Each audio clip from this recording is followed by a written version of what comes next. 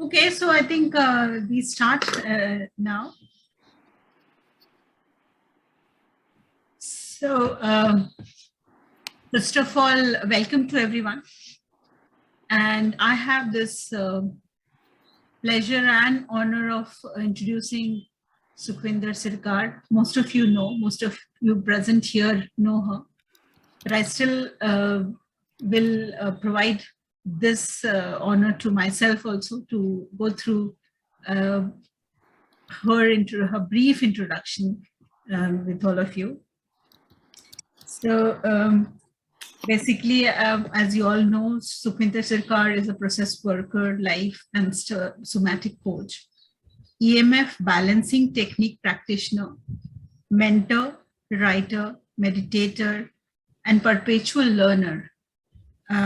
In the last decade, she has followed her passion and inner calling to go in search of the divine feminine.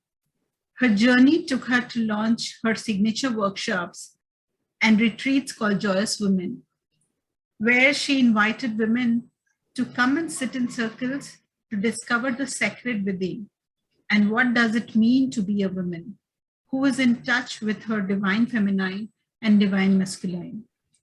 This journey took her to different parts of the world, and her writings on the feminine are read and shared widely.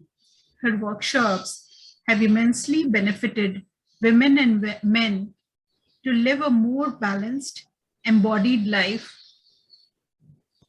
She holds a deep dream of the world where the feminine in all of us is centered in her Shakti and the masculine in all of us is radiating love. In this session today, Sukhvinder makes an attempt to show the connecting thread between Tantra, the feminine principle, and experiential learning. By this, she hopes to take us to look at the gaps in our psyche and consciousness and work towards deepening our groundedness and true connections with each other and our world. So I'm quite looking forward to experience what emerges in this workshop with all of you. So over to you, Sukhi. And we all know that lovingly we call her Sukhi, and this came just spontaneously. Sukhi, please take over. Thank you, Archana. Thank you so much for this introduction. It's so good that you are there with me in this session. And it really warms my heart to see the faces on the screen who are also dear to me.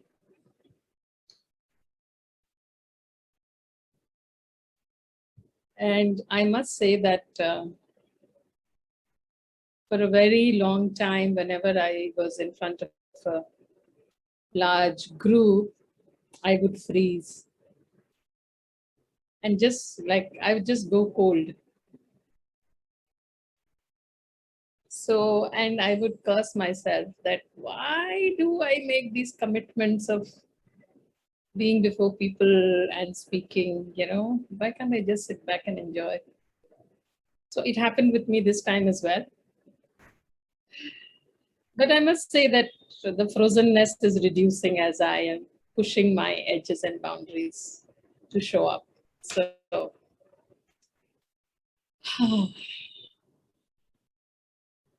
nice to see all my friends here. Hi, Harish. So,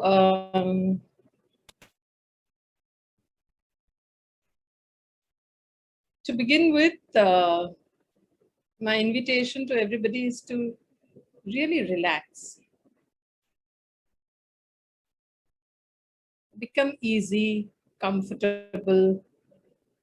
This is not a learning session like that where you have to pay a lot of attention and learn new concepts or things like that. It is just what I'm presenting is something which you already know deep inside. May not be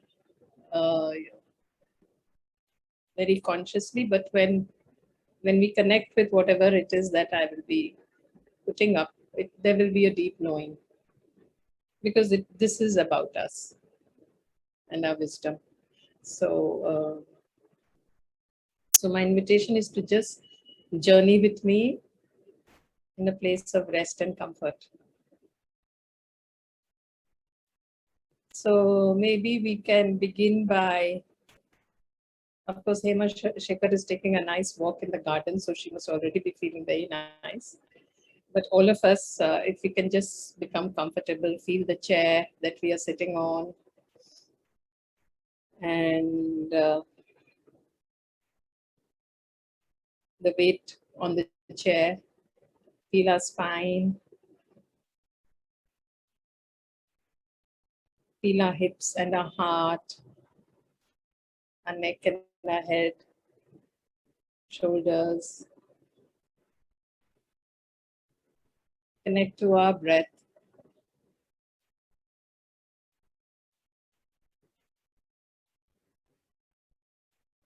And take a few deep exhales, making a sound.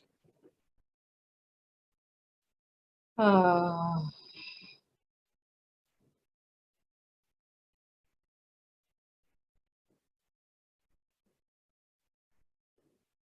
So you have to open your mouth and make a nice sound.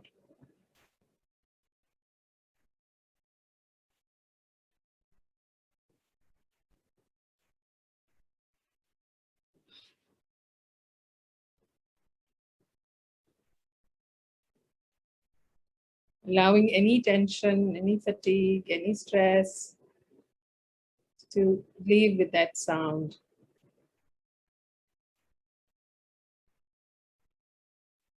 If you remember our grandmothers, when they would sit down and their bones were tired, they would make a nice sound. We become very uptight and we don't make those sounds. Wonderful. Thank you.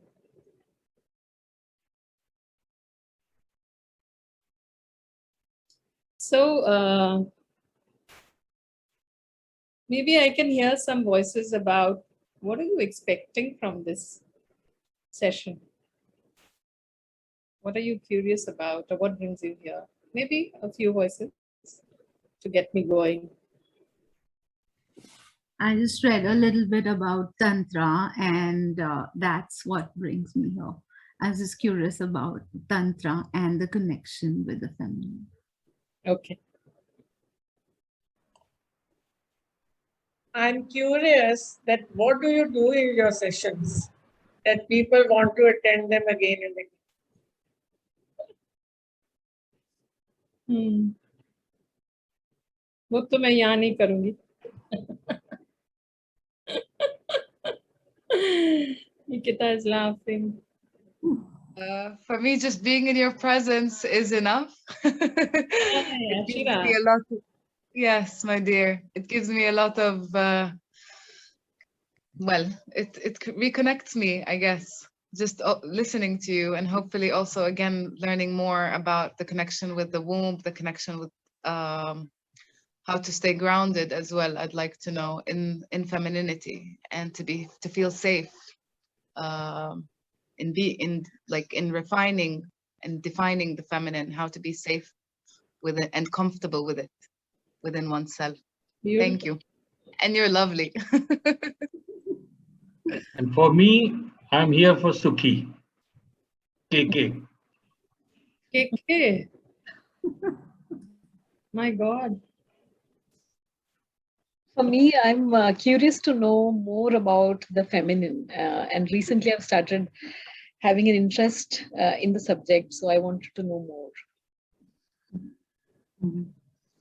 Sukhi, it's been a long time since I met you, and so I've heard a lot about you, and I said, okay, I must make it a point to it, and I've come with a completely open mind. Thank you so much. Hi, this is Manohar, and I have also been reading something about animus and anima from the Jungian theories, and how women need to discover the masculine in them, and men need to discover the feminine in them to really leverage their potential. I think women starting to work have discovered a lot of masculine traits, but men have really lagged behind. So I thought really this feminine principle, let me just experience this and see how it works. Thank you, Manor, for saying that. And let me add to what you say by saying that in my workshops, I invite women to understand what is a feminine. Unfortunately, we do not know. As women also, we have no clue what is the feminine. That's how I began my journey. That who is she and what does a woman and a man look like or walk like or be like when the feminine is embodied? And I didn't have any role models at all. So it was a new journey, new thresholds to cross for myself. I did it without any teacher on my own. And just the challenge was to keep trusting oneself and one's own wisdom and say, it will come, it will open.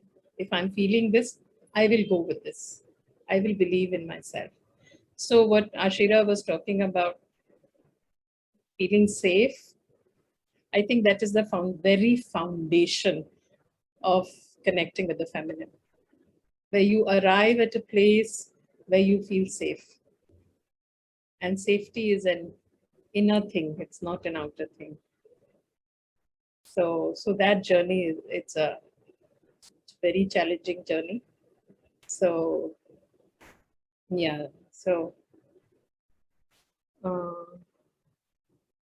this is how I began this work, and I thought that why not do it with other women? Why not we discover together? So that's how the groups began and how the gatherings began. Because one cannot discover the feminine on a solo journey with oneself. She is about connections. She's about community. She's about gatherings. She's about reunions. So that's how the gatherings began, and that's how all the fun began. Yeah. So in this session, I've taken something really ambitious. 3 different aspects, that is Tantra and the feminine principle and the experiential learning. I'm trying to combine the 3. I don't know, I may fall between the stools, but let me begin. So I will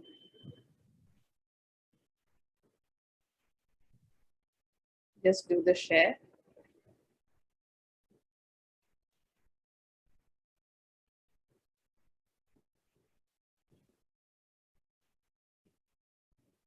Can you see everybody? Yes, Sukhi, yeah, I can see. Yeah. So I've discovered that when I was watching the other sessions is that if you take the slider to the left, then you will see the screen share, and half the screen and the other half will be all the participants. So you get to see people also all the time. So it's not that you're just looking at the presentation.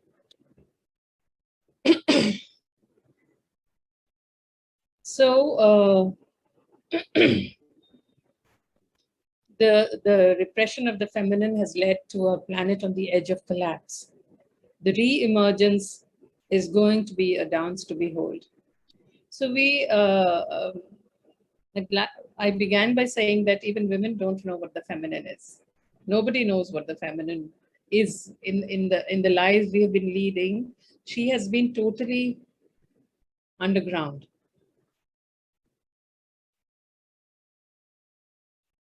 What we call the divine feminine. All of us, men and women, we've been operating more from the masculine, because that is supposed to be the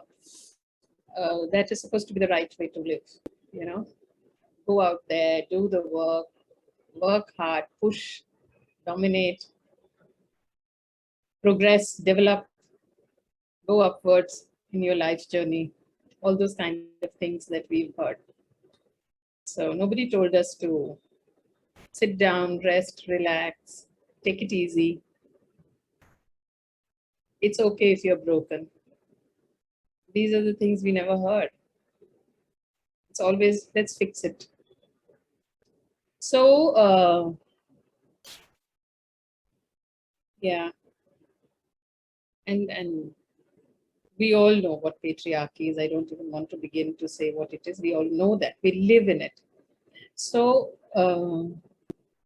in the patriarchy, both men and women are the victims. And when I say feminine, it appears that I'm talking about women. I may be talking about women, but I'm also talking about men. All of us. Because as we go along, we will see that everything is Prakriti. We are all part of Prakriti. As men and women, we are all Prakriti. So I'm showing some slides to give an idea about what it means when we hold a balance of the feminine and masculine energies within us. What are the archetypes or templates or models that are available for us to understand this reality? So if you just take a look at this picture, and what do you see? What do you see here? This is Shiva Shakti.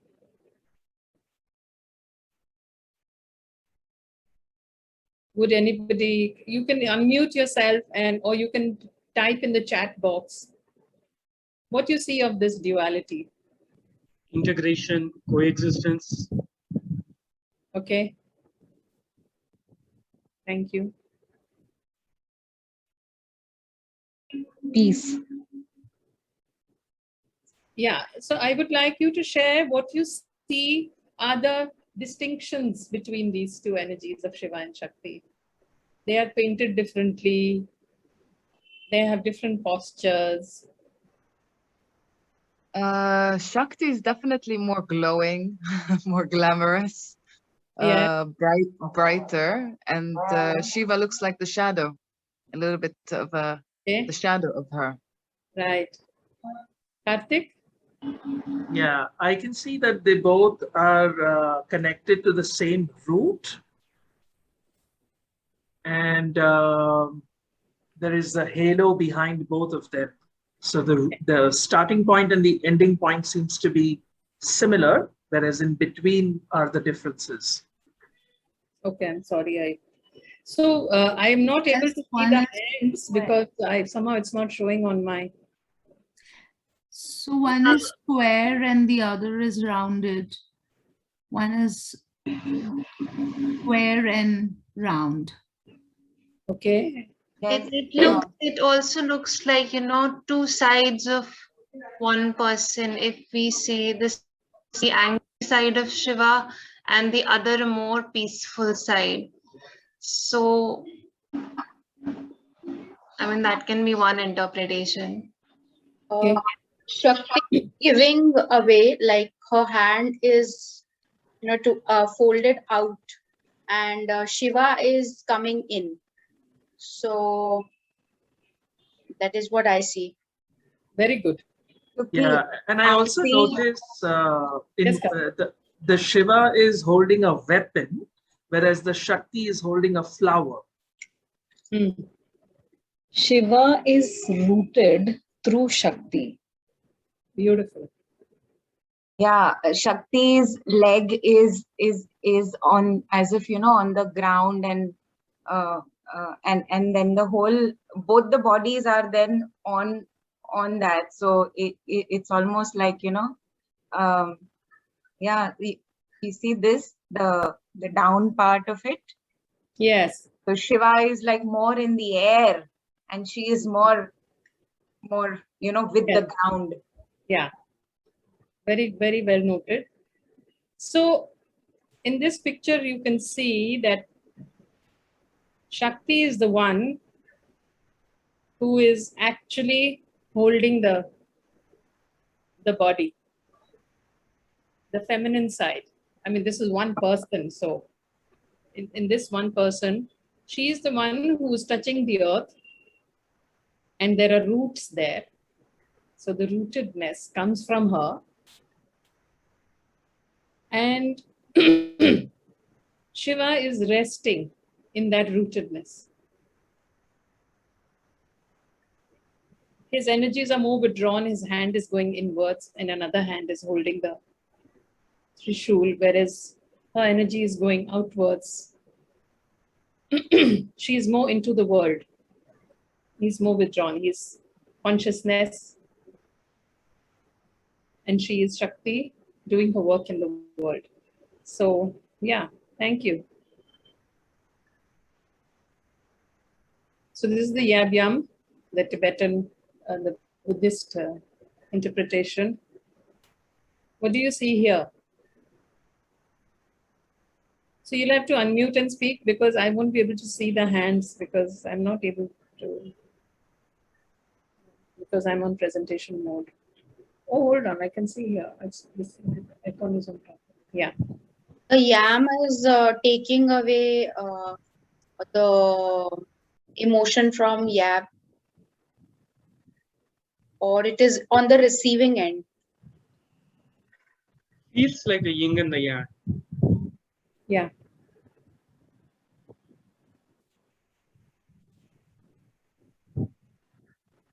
In this one, I feel there's more dominance for the masculine, and she's Right. kind of putting all her effort on him. Beautiful. One is silent and the another is vibrant energy. So she's more open and he's more silent. Okay, very interesting. He's sitting still and she is clinging to him. So there is no holding, not much of holding from his side. More of the holding is from her. He's also holding her. Yeah, he is also holding her. She is the support of him, because if you see, the legs are going behind and she's providing the support so that he is straight. Probably that's my interpretation. Okay. Yeah. So in this, anybody else wants to share? No, to me it looked like he has his eyes more open and she's looking up to him. So yeah. Yeah. So because this is a painting, yeah, therefore the face has been turned like this. You know, the face of the feminine is shown like this. Otherwise, she is facing him directly. But then, you know, the artist wouldn't be able to paint her. So he has turned her face. Otherwise, if they are facing each other, they are meeting and they are in union also. Yeah. They're in sexual union as well. But in this interpretation, she is sitting on his lap. So he is holding her. So like in the Buddhist tantric tradition, he is holding her, whereas the earlier one we saw that the Shakti is holding Shiva. She is also the fire of Shiva, which is he is containing. Yes. She's actually shaped like the fire. Yes. So she is the fire and Shiva is the container. Neither has a meaning without the other. Absolutely. Beautiful. To me, it is like journey from sensuality to spirituality. Yeah. So in this picture, there are not two separate things. In our head, they are two separate things. So in Tantra, spirituality, sensuality, sexuality, eros, they are completely one. Beautiful. So let me go to the next. Is it not going to the next?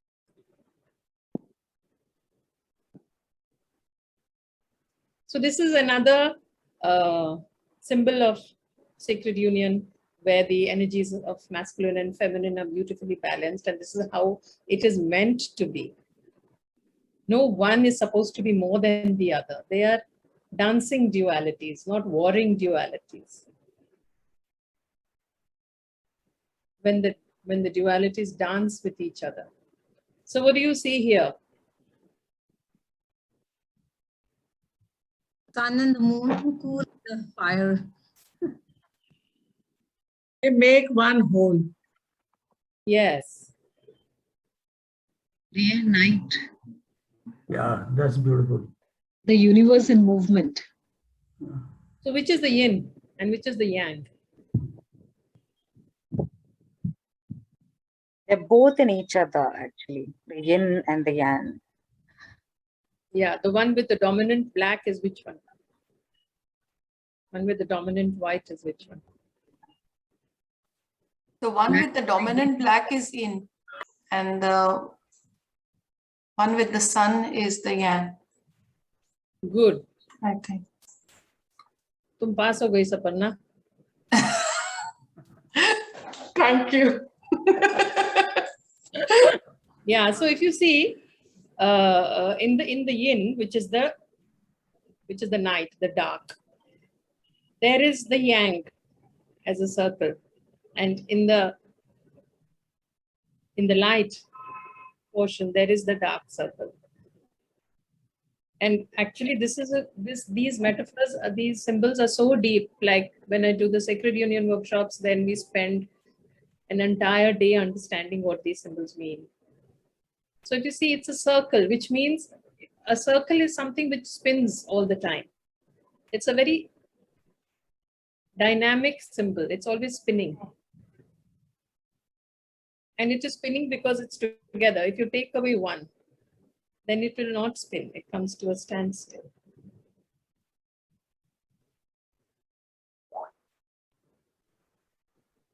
So the feminine has the yang in her, and the masculine has the yin in him. We are not doing this symbol today, so it's just a depiction of what it is when the polarities are enjoying each other. What happens? It's so beautiful. I'm always fascinated by this duality idea because it's really like life and death. You know, life exists because death is there. Yes. Life cannot exist without death. And yet we have the ordinary mind has to develop a love for life and a fear of death. And while that's a necessity for existence and survival, but that's not the truth. The whole truth is way beyond the necessity of survival. Yes, but then death is also part of life. It is birth and death, not life and death. Life includes birth and death. And vice versa. Life is not death. The opposite of No, birth. but life is also contained in death. Now, it's the holonic relationship with each is contained in the other. Yeah. And that's very difficult for the mind to conceive. Yeah. So I feel fascinated by this duality. So there is another symbol that I'm bringing in called the Vesica Pisces from sacred geometry. So this is like the story in cosmology. Tantra is about cosmology, how the universe began, the Big Bang. So if you see, there are two intersecting circles. There was one circle, and then from one circle they became two circles. And these circles, when they intersect, if you notice in the middle, there's an almond-shaped space. Now, when they intersect in the center, this is called the womb space. That is the sacred symbology of this space, that it is in this space that creation happens.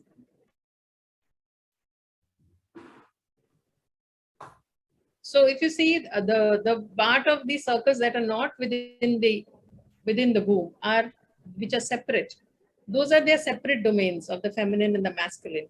It is in that together space where they meet, that is where creation happens. That is where everything comes from.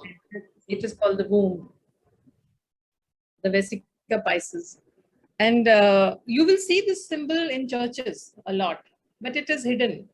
Normally, like the feminine has disappeared from churches, but it is very present in hiding. I'll show you some pictures. Look at these pictures. Can you see the womb, the feminine? No, Shushanto? You see? Can't see. Yes, yes. I think this Mother Mary. Yeah. This Mother Mary. In which Mother Mary is holding Jesus. Yeah, the baby. And this one below in where she's in white. That is the womb symbol. Okay, the container is the womb symbol. Yeah, that is the womb. That is from where everything arrives. So if you go to a church, you may see the alcove, which is, like this, and it gets a pointy top. It's actually the symbol of the feminine. And you will see Jesus was always standing in that alcove. So everything comes from the womb. It's nicely hidden, huh? Very nicely hidden. Source of hypermasculinity. And dominance. Yeah. Now we come to... Could you just be there in that picture for a moment, Sukhi? The earlier one? Yeah. So what is the bottom left picture within those 5 pictures depicting? Particularly the guy sitting outside that. Bottom left. Bottom left is this one, no? Where with the baby? Yeah. Yeah. So there, outside this womb, the guy with beard. On top. Yeah, that is the masculine depiction of God. The man with the white beards in the sky? That's right. On a golden throne. Yes.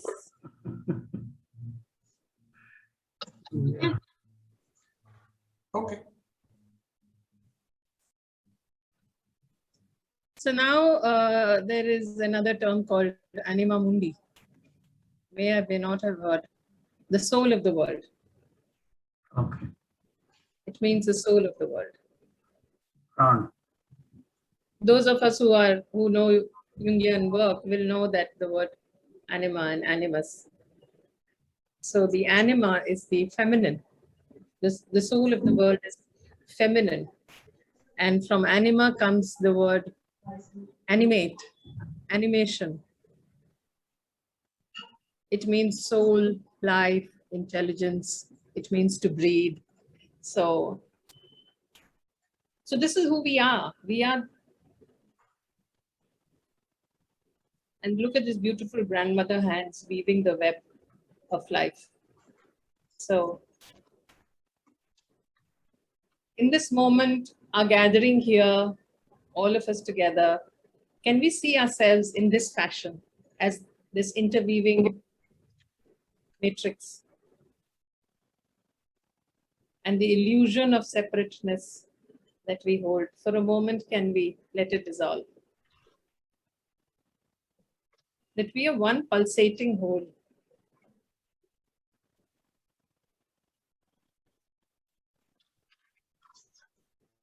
Being woven by anima, by the great goddess herself.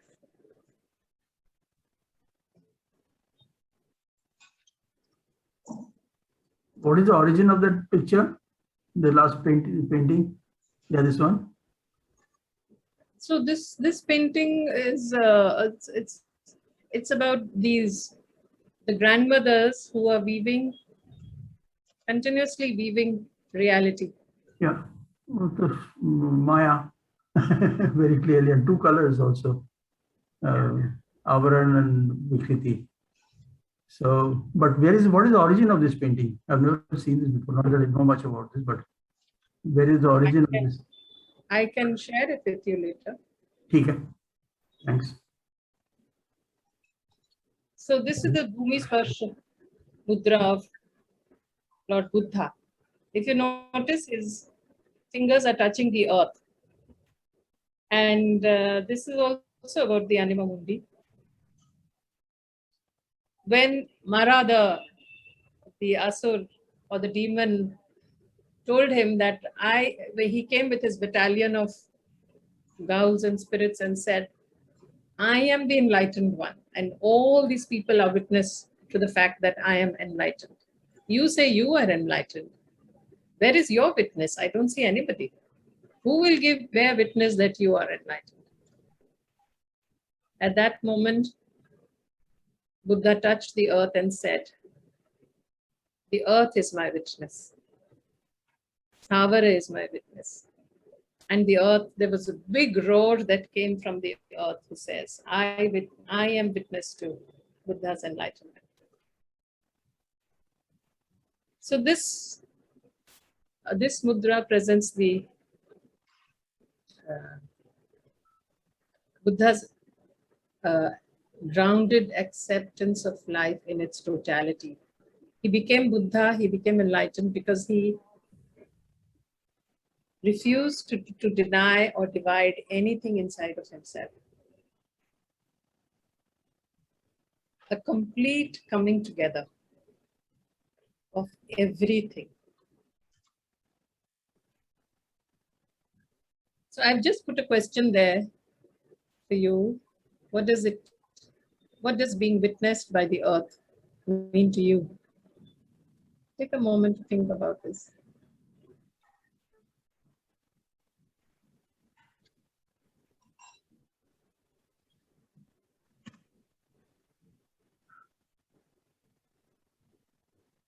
Try as much as I can. There is nothing I can hide from the earth. Beautiful. I feel very supported by the earth. Yeah. Held. Yes. Vedai, what did you say? Sense of holding, that I feel held. Sorry, कौन बात कर रहा है? My entire existence. Acceptance. Yeah. Earth is Acceptance of my feminine part. Mother Earth. I think it's also representing that we are mitti only, and at the end of life we are going to get immersed in that only. Yes. It gives me a feeling of belonging and connectedness. Beautiful. So beginning, end, and the entire existence is with earth. Yeah.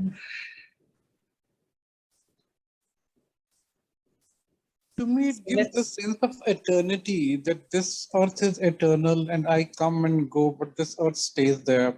Yeah. So somehow the eternity is what stays with me. Okay. Okay.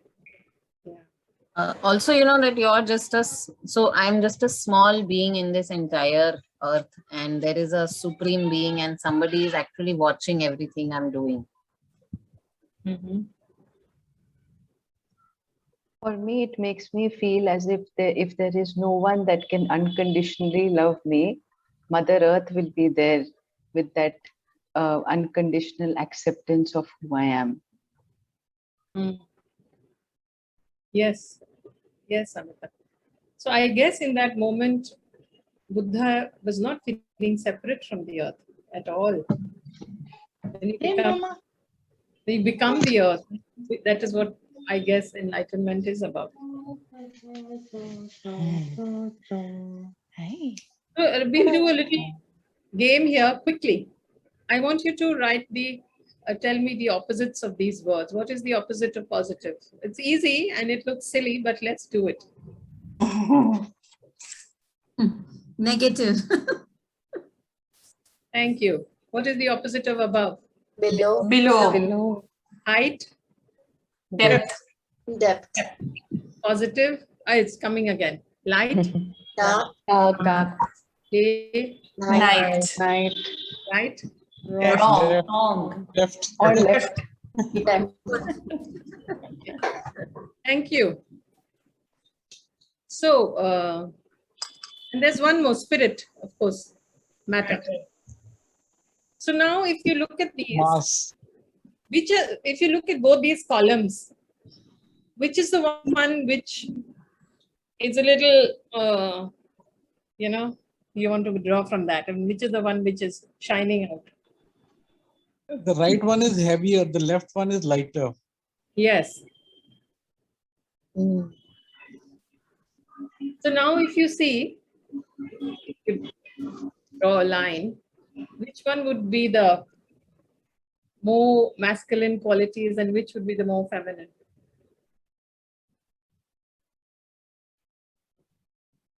The left is the feminine, the right is the masculine. Yes.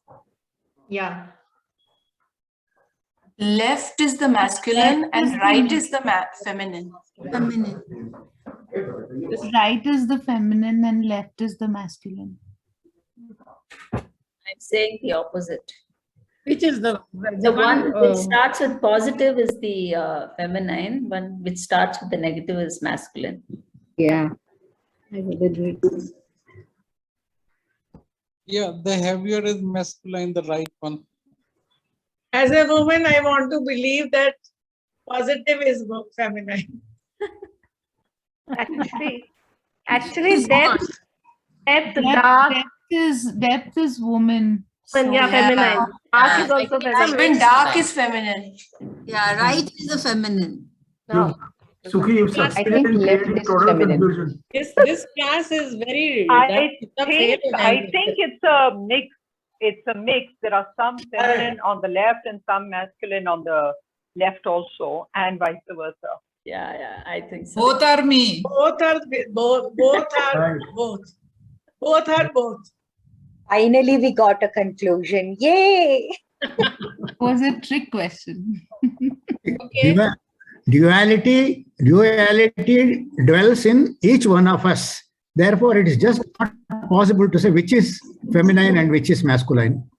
The reality is there is duality in each one of us. To identify, I don't think the feminine qualities. If you see, the heavy side is the one that is more denied, that is more, moved away from and not accepted. It is more. But these are the feminine qualities.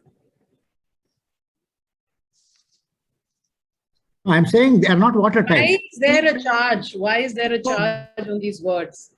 Why is can you have electricity running without the positive and the negative? I will only have positive electricity in my house. I'll only have day, I will not have night.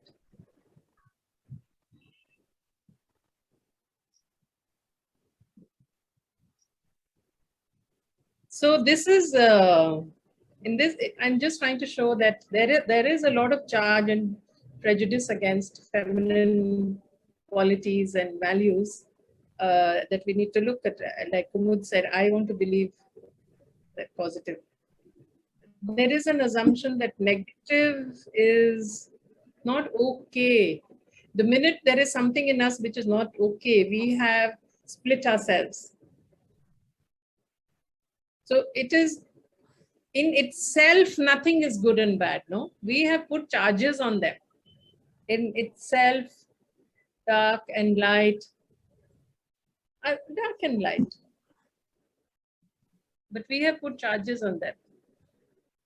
So ultimately, Corona negative became something very. Yes, it came to teach us that I'm positive doesn't mean such a good thing. So there is a quote which I put here from the Vishwaswara Tantra. What is here is elsewhere. What is not here is nowhere. So Tantra, let me introduce Tantra. Tantra looks at everything. It looks at desires and emotions in a wholesome way and does not consider them impediments in spiritual journey. So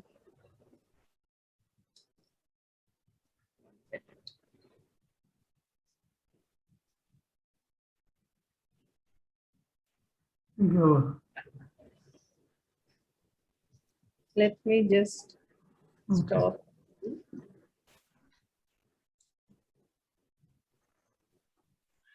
Did I stop the screen share? Yeah. Yes, ma'am. Yes. Fine. So I want to share something from the Rig Veda, the Nasadiya Sukta of the Rig Veda, which talks about how the universe began, how creation happened, the Big Bang. So I'll read it out. It says there was neither non-existence nor existence, neither space nor sky. Nothing stirred. Was there water? Bottomless deep? The breathless one breathed without wind through its inherent force. Darkness was hidden by darkness, and all of this was water. The one that came to be enclosed in nothing arose at last, born of the power of heat. In the beginning, desire descended on it. That was the primal seed, born of mind. But after all, who knows? And who can say whence it all came and how creation happened?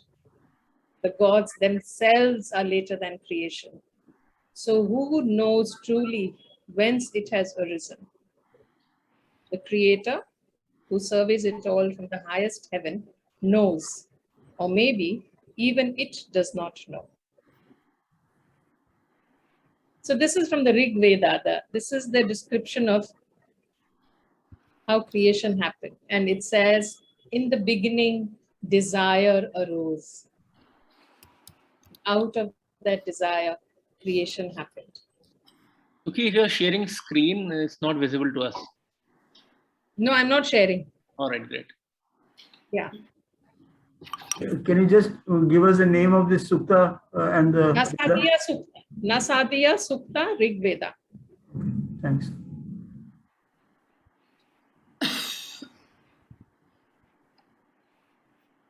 In some sense, that is what seems to be a very fundamental foundation of yes. The way one can conceive or define, if you can define. It can't be defined actually. So reality cannot be defined. It can be recognized. Yes. So that is the key point that's coming. And I particularly brought this out to give respect to desires. Somewhere in our spiritual journey, we have been told that the one thing we have to give up is desires. No, that's not Indian. Whereas Tantra says we own them all. Also, it's not the journey of deprivation and denial. and it is where the goddess, the Devi, the Mahadevi is put right in the center of everything. So Tantra is the one spiritual technology, I would say, that deeply honors the feminine. And she is the absolute foundation of the universe. And emotions are not a bad thing. The Tantra actually works with emotions. There is no denial. We are not to sit in meditation and say, empty your mind. We work with emotions. Emotions are trapped energy and they're capable of being released and transmuted into awareness. So there's a beautiful dance. Purush, the seer or Drishta, he desires to see. And Prakriti or Drishta, the object of seeing, desires to be seen. And therefore, one becomes two. This is how Srishti happens. Because that one became bored. Actually, that is what is said, that it got bored. And then the stirring of desire happened, and then Purush and Prakriti emerged to dance with each other. And life became more interesting.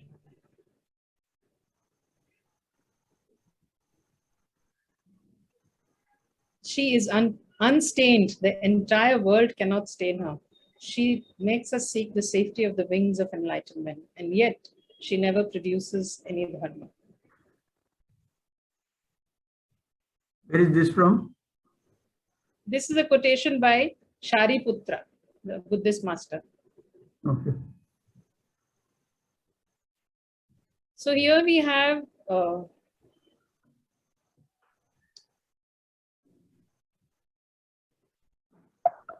wait.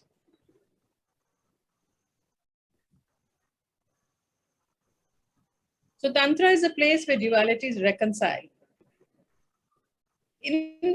So one thing which seems very paradoxical, but which I want to clear here, is that when the feminine is in the center, she will always bring her beloved with her. She's never separate.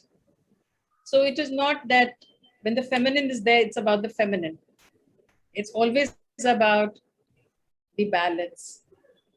She doesn't go anywhere without the masculine.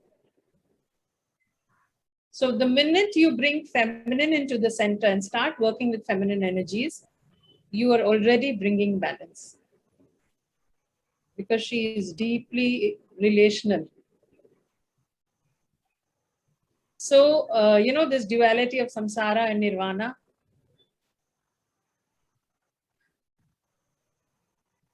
Running away from the world or being in the world. Samsara is always considered to be a problem. But she says, hold on, this is where it all is. This is where the fun is. Yahi pe milega sab kuch. It is here that you will find your nirvana. And the duality, the split between matter and spirit is resolved. Because she says, in this matter, you will find the spirit. It is imbued in everything. In my rivers, in my mountains, in the sea, in the ocean, in the people, in the stone, in the pollution, I exist. In the corona, I exist. So where will you go to find me? I am here. So it's always here and now. And the feminine and masculine is also resolved in Tantra.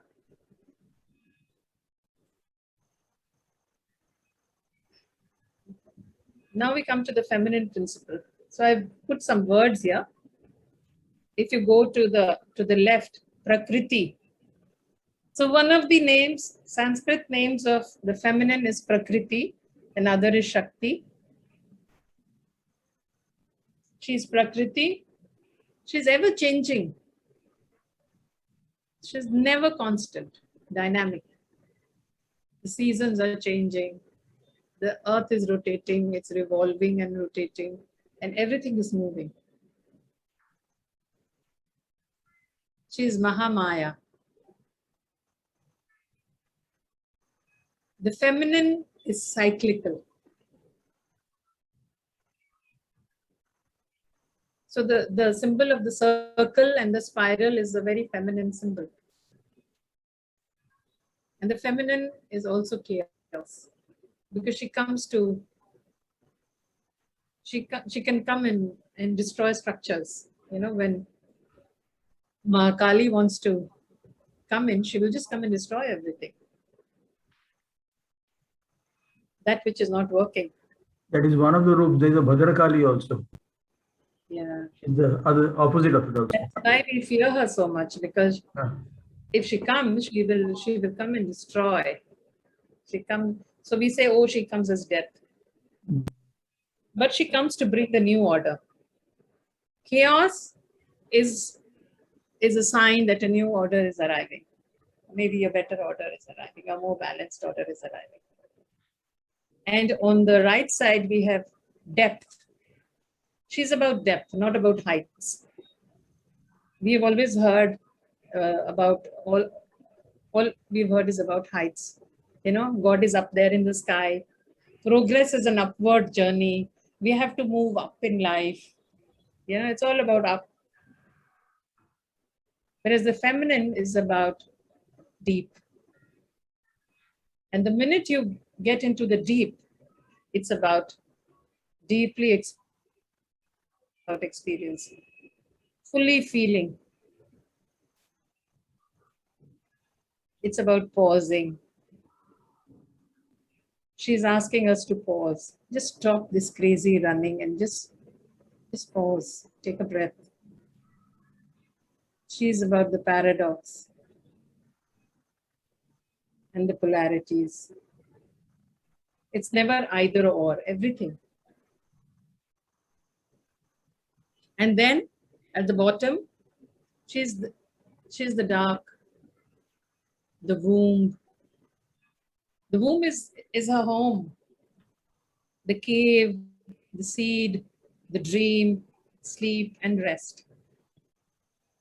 So if you notice when the sages, they want to meditate and they have the deep revelations, deep in a cave in the mountain. Cave is like, you have to go back into the womb to get what you have to get.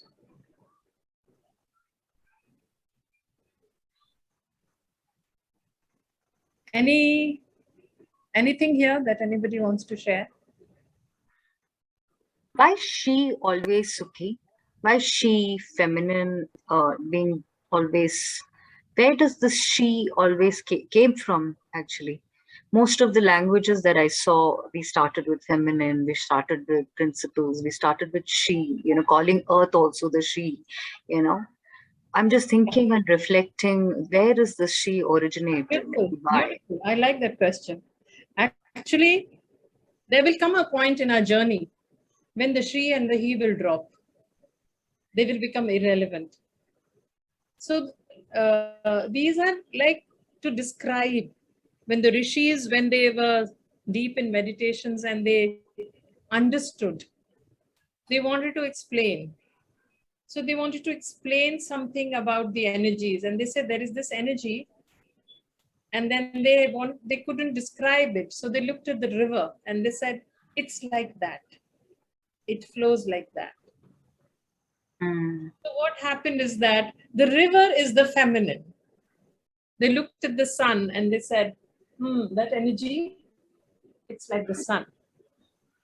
So they wanted to describe a masculine energy. So they looked at the sun and said, it's like that.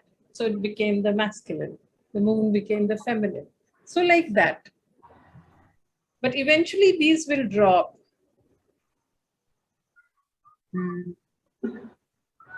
I just wanted to look at this before we even go into any further discussion. Can you just look at it? We will go into breakout rooms for 10 minutes. I want you to just choose something from here, either the one that calls you the most or that you resist the most, and speak about it in your group, whether it is depth or dark or chaos, ever-changing, nothing is permanent, impermanence. So this part is about impermanence on the left. Can we have the breakout rooms? It's 3 people in a room and we will be in the room for 10 minutes. So it's just a short thing, 2.5 minutes. If you can pick up one of these and see what is your relationship with this.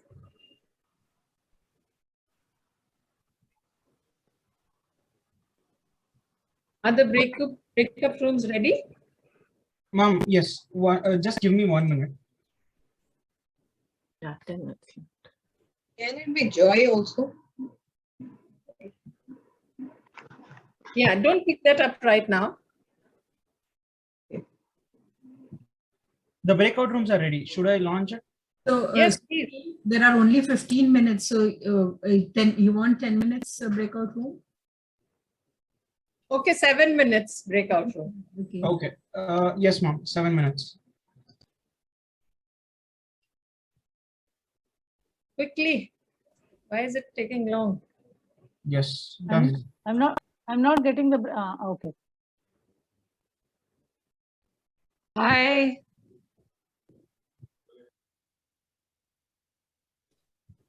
Hello.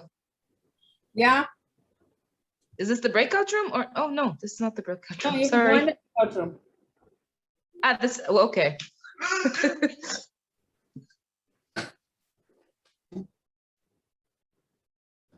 So we're supposed to pick from which ones exactly? The ones that were at the bottom. So like the womb and the space and the.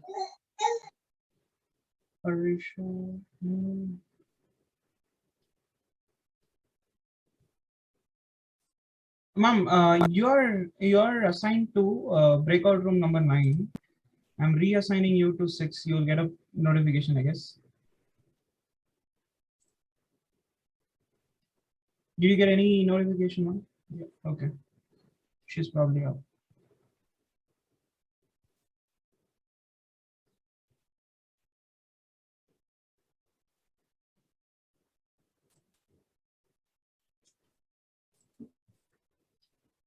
सुखी हाँ थोड़ा time का मतलब वो है आप correct.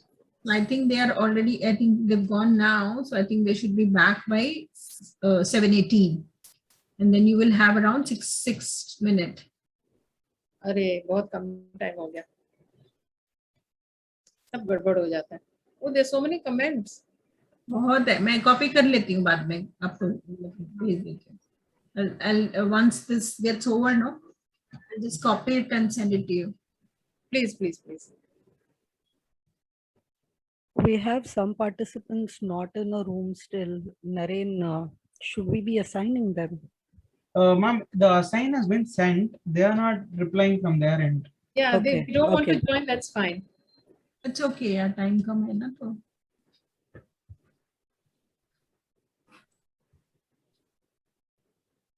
Are you keeping a track of that 7 minutes? I mean, just close the breakout rooms in 7 minutes, Naren. नहीं, अभी से 7 नहीं. Once the 7 minutes gets over, then close the rooms. That's what I'm saying. Maybe we'll give them another 3 minutes. Yeah, 18 पे होगा. It's 7:13 as it now. हाँ, Okay. 7:15 पे बंद कर देना. Okay. Too soon. कोई बात नहीं. Okay.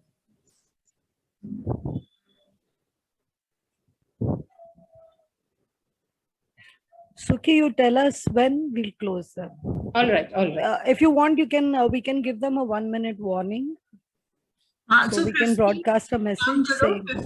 Give them 15 पे warning and 16 पे close it. नहीं, 14 पे warning दे दो. Okay, ठीक है. Okay.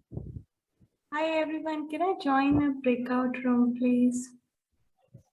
It is going to end now. Sorry? Room बंद होने वाला है, so you can be here. Okay. Good. Can you give the warning to the breakout rooms that there is 1 minute left? Done. Yeah, message is gone. So you can press on the close the room. After 1 minute, it will end anyways. Yeah.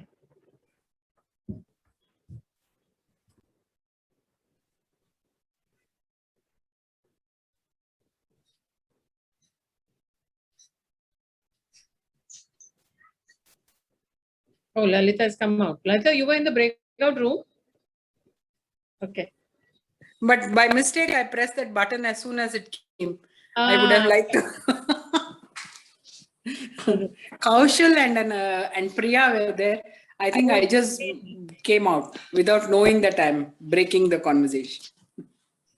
No problem. Lovely session, Sukhi. I'm enjoying it. Thank you.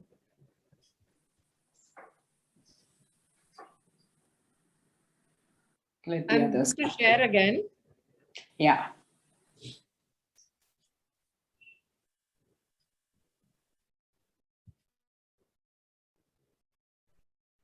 Archana, let me know if once everybody is back.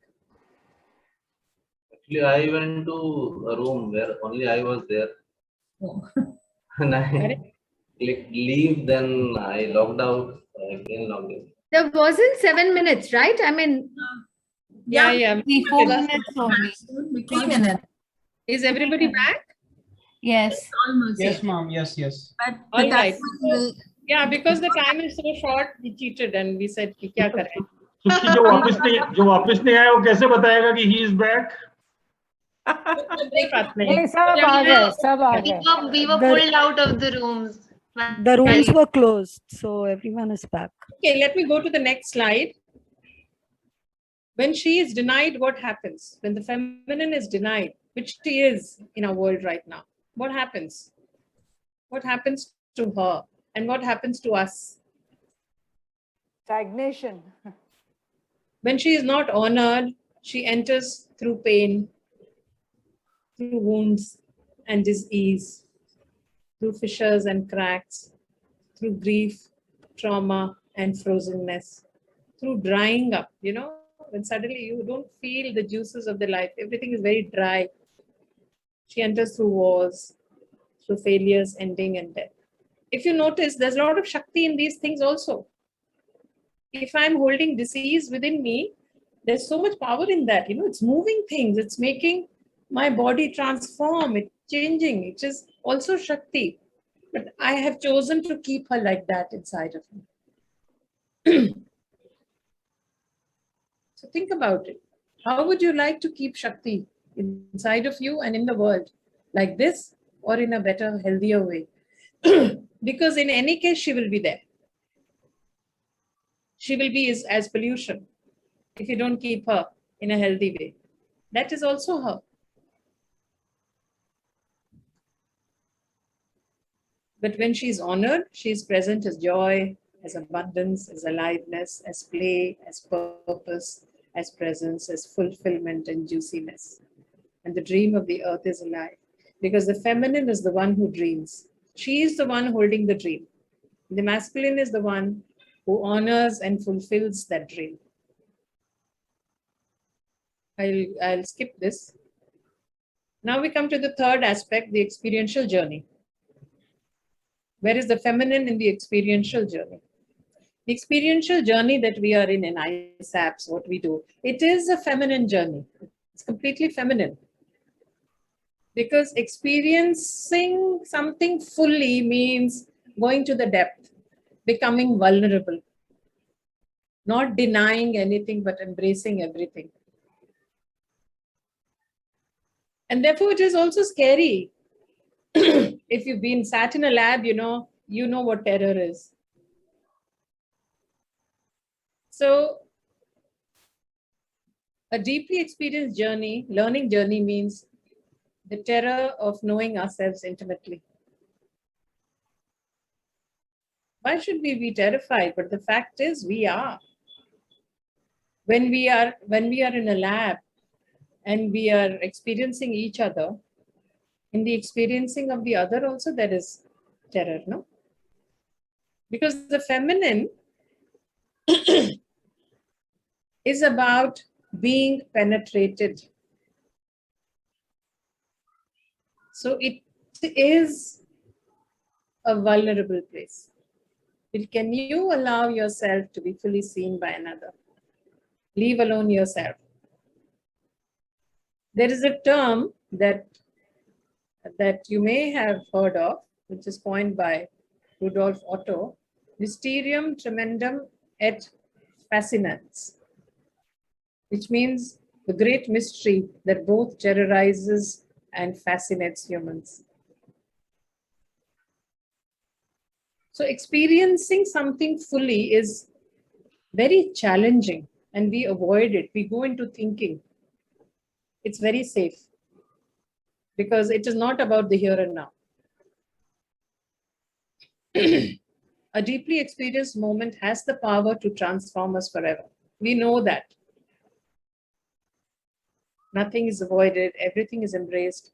Experiencing means to die continuously because you're changing, you're transforming. It means inhabiting our bodies fully, to feel fully, and to acknowledge how deeply interconnected we are. When we are fully in the experiencing, there is no other. If you're truly in the experiencing, there is no other. And the feminine is about the interconnected web of life. internet. Even right now, we are connected through the net.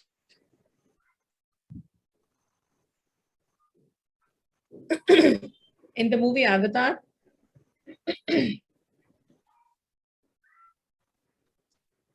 the Ikran, the mountain banshee that the Navi warriors have to claim and to befriend, it's a very tricky journey to find that your Ikran. And if you remember in the movie, if you have to catch it, it has to choose you. Then it will try to kill you. And then it will become your greatest ally. Something like the feminine. You have to take the courage, muster the courage to go there, to meet her, to know her, because she is you. How incomplete you are. If there is a sense of incompletion inside of you, then we go on this journey.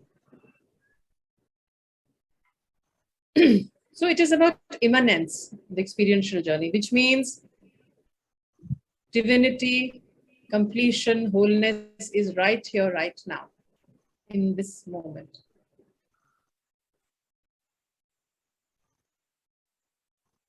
So we know here and now. But have you ever thought that it has such a deep meaning?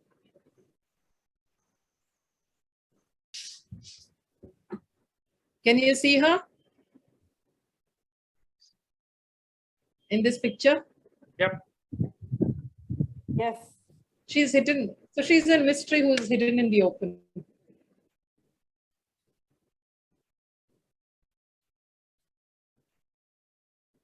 Okay, let me stop the share. And I'd like to take any comments, observations. Now we have exactly 3 minutes left. So let's quickly in words. If you have a question or anything, you can put it in the chat box, or you can unmute, or you can. The Ikran and the Navi analogy reminded me of Harry Potter series 3, where Harry has to learn how to befriend the dragon, and then the dragon becomes his own. He can't just have the dragon. Right.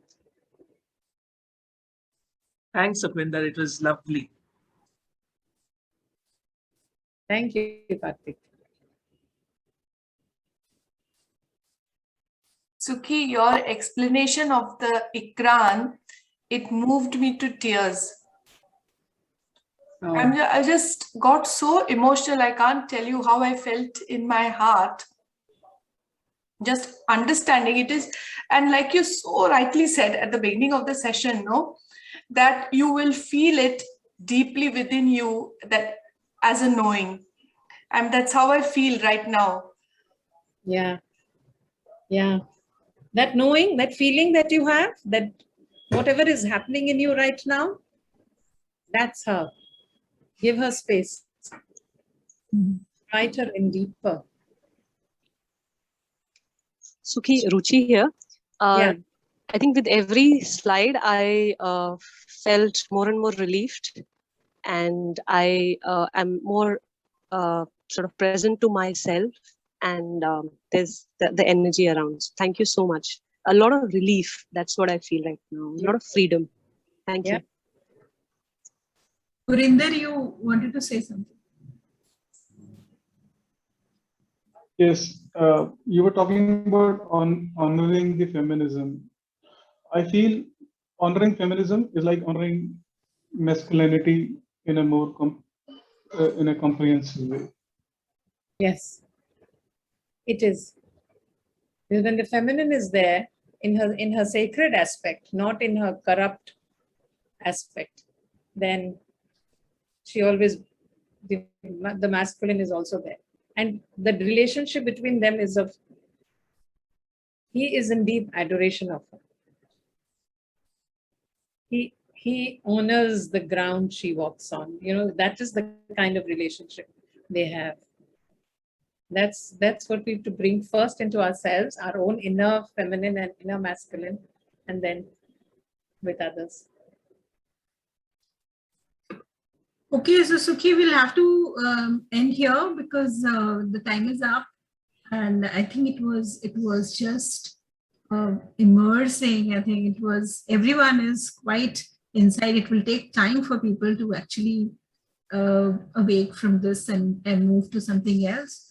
But thank you to everyone and to you, Sukhi, and I'm sure we'll have more space like this for us to go through and learn from each other, experience more. So thank you very much, everyone. Thank you. Ooh, thank you. Thank you, Sukhi. Thank you very much. Thank you so much, Sukhi. Thank you so much. Thank you. Thank you. Thank you. Thank you, Sukhi. Hey, Raji. Ashira. Thank you, everyone.